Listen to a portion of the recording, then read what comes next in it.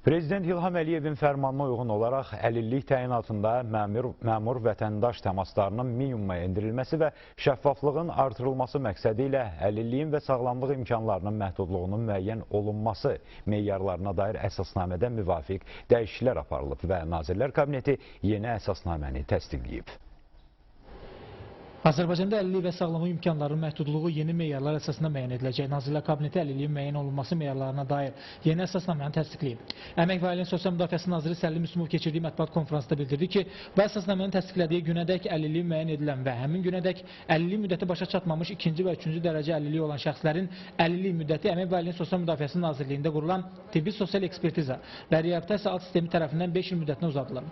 Əmək və Ailənin Sosial Müdafiəsi Naziri Səlim Müslümov dedi ki, əsasnamənin təsdiq edildiyi günədək əlilliyin müəyyənləşdirilən və əlillik müddəti başa çatmamış birinci dərəcə əlilliyi olan şəxslərin əlilliyi tibbi sosial ekspertiza və reabilitasiya sistemi tərəfindən müddətsiz müəyyən edilir. Bununla yanaşı göstərilən səbəblərdən sağlamlıq imkanlarının məhdudluğu müəyyən edilən və bu əsasnamənin təsdiqlədiyi günədək sağlamlıq imkanlarının məhdudluğu müddəti başa çatmamış 18 yaşına da uşaqların sağlamlıq imkanları məhdudluğu isə tibbi sosial ekspertiza və reabilitasiya sistemi tərəfindən 18 yaşından yuxarı olmamaqla 3 il müddətinə uzadılır.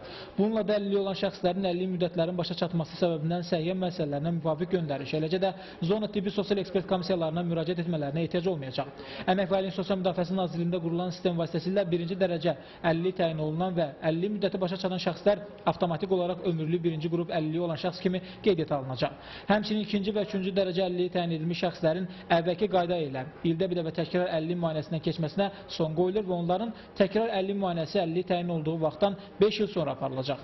Çox böyük ehtimalla tibbi sosial ekspertiz və reabilitasiya dövlət xidmətinin tərkibində böyük bir qrup yaradacaq. Yəqin ki, düşüncəmiz belədir və orada səyyar komissiyalar, daimi fəaliyyət göstərən səyyar komissiyalar olacaq və burada yəqin ki, say xeyli azaldılacaq, bugün olan respublika üzrə olan sayılar xeyli aşağı salınacaq və o səyyar komissiyaların üzvləri daimi olaraq dəyişdiriləcək.